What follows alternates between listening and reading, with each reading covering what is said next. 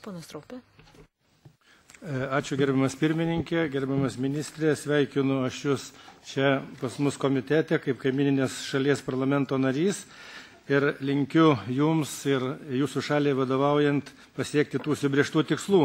Norėčiau aš Jums užduoti tokį klausimą. Iš tikrųjų, Jūsų paminėtas prioritetas konkurencingumas labai svarbus yra šiandieną ir tai, kad konkurencingumas lemia ūkių gyvybingumą ir galimybę konkuruoti priklauso nuo to, kiek ūkiai gauna pajamų, tai dėl to, kad Baltijos šalių išmokos yra pakankamai mažos ir jos nekonkurencingos Europoje.